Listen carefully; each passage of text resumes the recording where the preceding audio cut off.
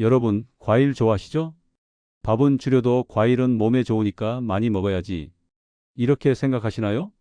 그런데 과일 드신 뒤 속이 더부룩하거나 혈당이 갑자기 치솟은 적 없으셨나요? 혈압약이나 당뇨약 드시면서 이 과일 괜찮을까? 걱정해 본 적은 없으셨나요? 젊을 때는 아무렇지 않았던 과일이 60세 이후에는 오히려 독이 될 수 있습니다. 오늘은 절대 피해야 할 과일 4가지, 그리고 꼭 챙겨 드셔야 할 기적의 과일 4가지를 알려드리겠습니다. 60세 이후 몸의 변화 20만 600. 60세 이후부터는 우리 몸이 근본적으로 달라집니다. 이제부터 그 변화를 자세히 설명드리겠습니다. 첫 번째 변화, 소화효소가 감소합니다. 위에서 분비되는 펩신이 30% 줄고 췌장 효소도 40%나 감소합니다. 이게 무슨 뜻이냐면 과일 속 과당을 분해하는 능력이 떨어진다는 겁니다. 실제로 서울대병원 연구에 따르면 65세 이상 노인의 62%가 과당 불내증 증상을 보였습니다. 여러분도 혹시 과일 먹고 나서 배에 가스가 차거나 설사를 하신 적 있으신가요? 바로 이 소화효소 감소 때문입니다. 젊었을 때는 괜찮았던 과일이 이제는 소화가 안 되는 거죠. 두 번째 변화, 혈당 조절 능력이 저하됩니다. 인슐린 분비량이 20대의 절반으로 떨어집니다. 췌장 베타 세포도 노화되면서 혈당 스파이크가 자주 발생합니다. 이게 바로 과일이 위험해지는 이유입니다. 대한당뇨병학회 데이터를 보면 60세 이상 당뇨 전단계 환자가 전체의 48%나 됩니다.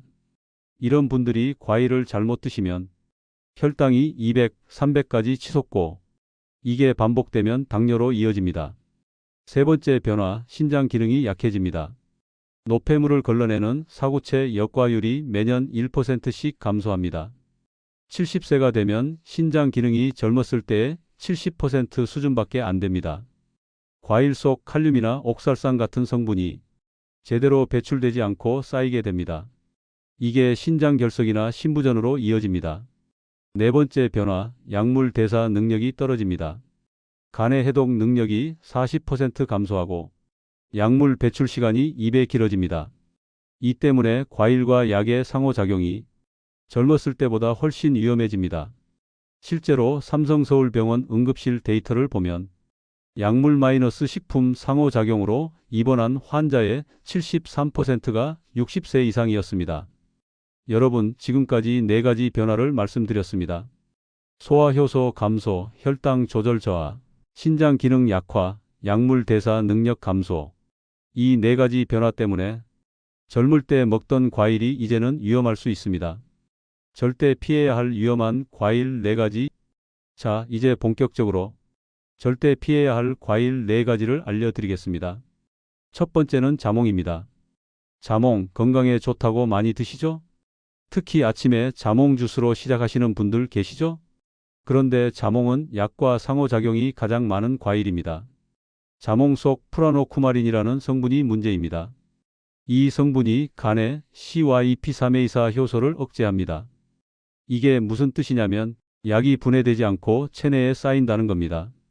혈압약을 드시는 분이 자몽을 함께 먹으면 약효가 3배에서 5배까지 올라갑니다.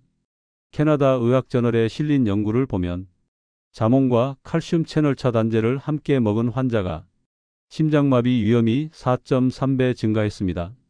실제 사례를 하나 말씀드리겠습니다. 68세 김 씨는 고혈압 약을 20년간 복용했습니다. 어느 날부터 건강을 위해 아침마다 자몽 주스를 마셨죠. 2주 후 갑자기 어지러움과 함께 심장이 불규칙하게 뛰기 시작했습니다.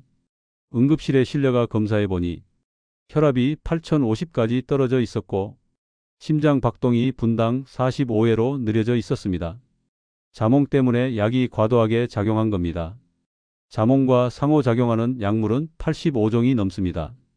혈압약, 심장약, 콜레스테롤 약, 수면제, 항우울제, 면역억제제 등 거의 대부분의 만성질환 약이 포함됩니다. 약을 드신다면 자몽은 절대 피하세요. 그럼 자몽을 약 먹고 몇 시간 뒤에 먹으면 되나요? 이렇게 질문하시는 분 계십니다. 아니요, 안 됩니다. 자몽의 효과는 24시간 이상 지속됩니다. 심지어 3일 후까지도 영향을 미칩니다. 약을 드신다면 자몽은 아예 끊으셔야 합니다. 두 번째는 바나나입니다. 바나나가요? 바나나는 건강식품 아닌가요? 이렇게 생각하시는 분 많으실 겁니다. 젊었을 때는 맞습니다. 하지만 60세 이후 특히 당뇨나 고혈압 환자에게는 다릅니다. 잘 익은 바나나의 GI 지수는 62에서 70까지 올라갑니다. 이건 흰쌀밥보다 높은 수치입니다. 연구 결과 실제로 분당 서울대병원 연구팀이 당뇨 전단계 환자 10명을 대상으로 실험했습니다. 아침 공복에 바나나 한 개를 먹게 했죠. 결과가 놀라웠습니다. 30분 후 평균 혈당이 185까지 올랐고 일부는 240까지 치솟았습니다. 더 큰 문제는 혈당 스파이크입니다.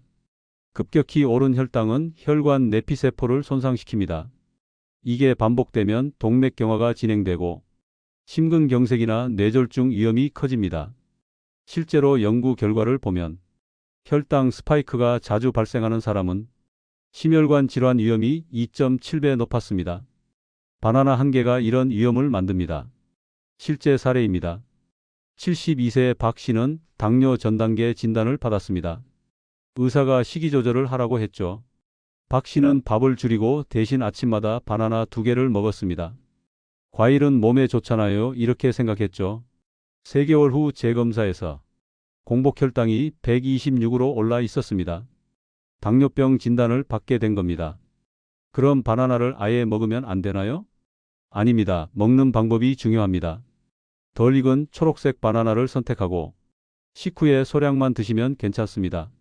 하지만 아침 공복에 그것도 잘 익은 바나나를 2개씩 드시는 건 위험합니다. 세 번째는 스타프루츠입니다. 별 모양이 예쁘다고 여행가서 많이 드셨던 분 계시죠? 스타프루츠에는 카람복신이라는 신경독소가 들어 있습니다.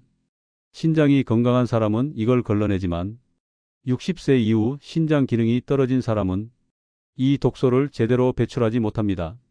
체내에 쌓이면서 신경계를 공격합니다. 브라질 신장학회지에 실린 연구를 보면 신장 기능이 50% 이하인 환자가 스타프루츠를 먹으면 딸꾹질, 구토, 창난, 심하면 경련과 혼수 상태까지 갑니다. 실제로 사망 사례도 보고되었습니다. 실제 사례입니다. 65세 이 씨는 만성 신장질환 3기였습니다. 동남아 여행 중 스타프루츠를 먹었죠.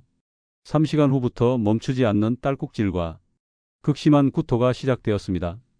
의식이 흐려지면서 응급실에 실려갔고 혈액 검사 결과 신경독소 수치가 정상의 10배였습니다. 다행히 투석 치료로 회복했지만 일주일간 입원해야 했습니다. 스타프루츠뿐만 아니라 옥살산이 많은 과일도 주의해야 합니다. 키위, 무화과도 과량 섭취 시 위험합니다.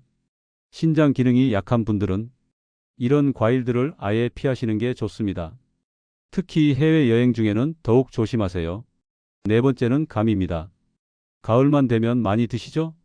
달고 맛있는 감, 하지만 위험할 수 있습니다. 감에는 탄닌이라는 성분이 많습니다. 특히 덜 익은 떫은 감에 더 많이 들어있죠. 이 탄닌이 위산과 만나면 단백질과 결합해서 딱딱하게 굳어버립니다. 이게 바로 위석입니다. 60세 이후에는 위산 분비가 줄고 위 운동성도 떨어집니다. 그래서 위석이 더 잘 생깁니다. 서울 아산병원 소아기내과 데이터를 보면 가을철 위석 환자의 78%가 감을 먹은 후 발생했습니다. 특히 빈속에 감을 여러 개 먹거나 곶감을 많이 먹으면 더 위험합니다. 위석이 생기면 배가 불러오고 속이 더부룩하고 구토가 납니다. 심하면 장폐색까지 일으켜 응급수술을 해야 할 수도 있습니다. 실제 사례입니다. 70세 최 씨는 가을에 감을 좋아했습니다. 아침 공복에 감 3개를 먹는 게 습관이었죠. 어느 날부터 배가 더부룩하고 구토가 시작되었습니다. 며칠 지나도 증상이 나아지지 않아 병원에 갔죠. CT 촬영 결과 위 속에 계란만 한 위석이 생겨 있었습니다. 내시경으로 제거하는 시술을 받았습니다. 감 먹는 법. 그럼 감을 아예 먹지 말아야 하나요? 아닙니다. 먹는 방법이 중요합니다. 식후에 잘 익은 단감을 한두 개만 드세요. 공복에 먹지 마시고 우유나 요구르트 같은 유제품과 함께 드시면 위석 형성을 줄일 수 있습니다. 위험한 과일 정리. 지금까지 절대 피해야 할 위험한 과일 4가지를 말씀드렸습니다. 자몽, 바나나, 스타프루츠, 감. 반드시 먹어야 할 기적의 과일 4가지 1600만 2600. 이제부터는 꼭 챙겨 드셔야 할 기적의 과일 4가지를 알려드리겠습니다. 이 과일들은 노화를 늦추고 치매, 암, 심장질환까지 예방합니다. 하나씩 자세히 말씀드리겠습니다. 블루베리, 마이너스 치매 예방. 첫 번째는 블루베리입니다. 블루베리는 안토시아닌이 아주 풍부하게 들어 있습니다. 안토시아닌은 강력한 항산화제로 뇌세포를 보호하고 염증을 줄여줍니다. 연구 결과 하버드 의대 연구팀이 7만 명을 25년간 추적 조사했습니다. 주 2회 이상 베리류를 먹은 사람은 그렇지 않은 사람보다 인지 기능 저하 속도가 2.5년 늦춰졌습니다. 또 다른 연구에서는 경도인지장애 환자에게 12주간 블루베리 주스를 마시게 했습니다. 결과가 놀라웠습니다. 기억력 테스트 점수가 20% 향상되고 뇌 활동성도 증가했습니다. 혈관 건강 효과.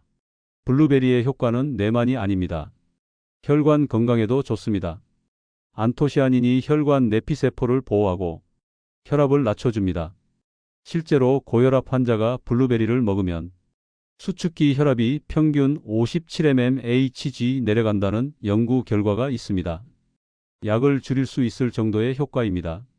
실제 사례입니다. 69세 김 씨는 기억력 감퇴로 고민했습니다. 최근 치매 판정을 받은 친구를 보고 걱정이 컸죠. 의사의 권유로 매일 아침 블루베리 한 줌을 먹기 시작했습니다. 요거트에 섞어서 먹었죠. 6개월 후 눈에 띄는 변화가 있었습니다. 깜빡하던 약 복용 시간을 기억하고 예전에 봤던 영화 제목도 떠올랐습니다. 블루베리 먹는 방법도 중요합니다. 냉동 블루베리도 효과가 같습니다. 오히려 채취 직후 냉동하면 영양소가 더 잘 보존됩니다. 하루 권장량은 한 줌 약 80g입니다. 아침 요거트에 넣거나 스무디로 만들어 드세요. 두 번째는 토마토입니다. 토마토가 과일인가요? 네, 식물학적으로는 과일입니다.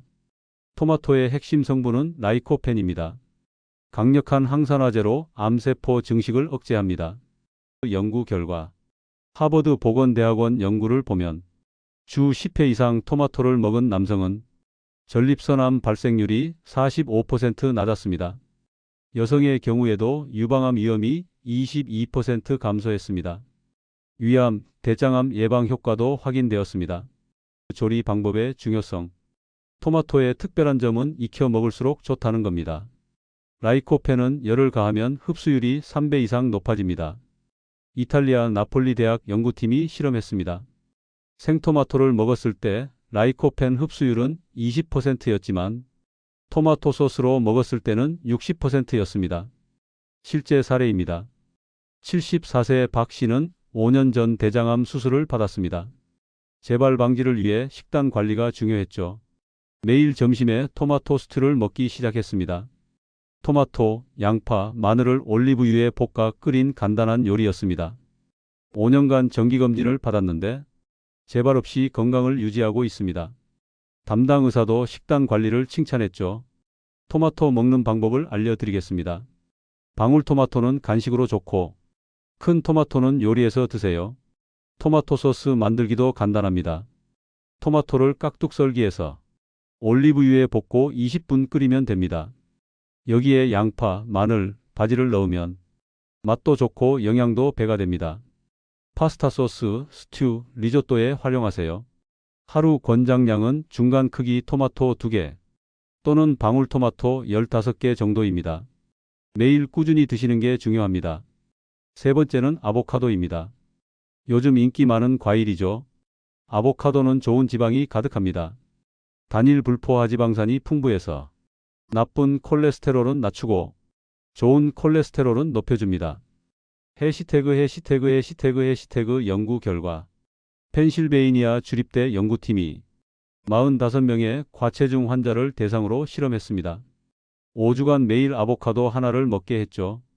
결과를 보면 나쁜 LDL 콜레스테롤이 평균 13.5mgdl 감소했고 특히 산화된 LDL이 크게 줄었습니다.